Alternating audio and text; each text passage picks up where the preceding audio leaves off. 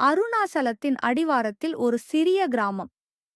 அங்கே தங்கியிருந்தான் ஒரு இளைஞன், தீபக்.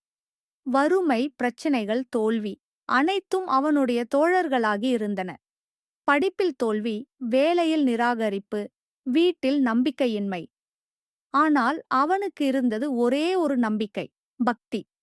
அவன் தினமும் காலையில் எழுந்தவுடன் சிவனின் திருநாமம் ஜெபித்தான். ஓம் நம சிவாய.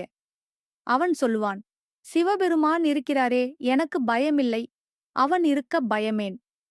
ஒரு நாள் இரவு, மழை கடும். வீட்டில் மின்சாரம் இல்லை. தீபக் ஒருவனாக தியானத்தில் இருந்தான். அந்த நேரத்தில் அவனது மனதில் ஒரு குரல் ஒலித்தது. நம்பிக்கை கொண்டவன் ஒருபோதும் தோற்க மாட்டான். அது கனவா, உண்மையா தெரியவில்லை.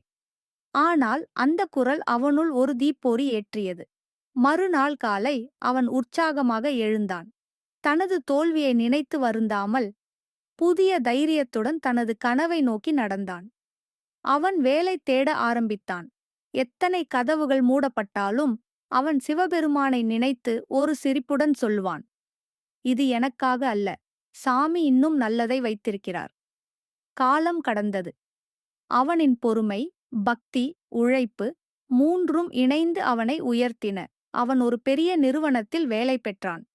அந்த நாளில் அவன் சிவாலயத்துக்குச் சென்று நன்றி சொல்லி கண்ணீருடன் நிமிர்ந்து பார்த்தான். திருவுருவத்தின் பின்னால் ஒளி வீசியது. அவனது மனம் சொன்னது, நான் உன் அருகில் எப்போதும் இருந்தேன் மகனே. அவன் சிரித்தான், கைகளை சேர்த்தான்.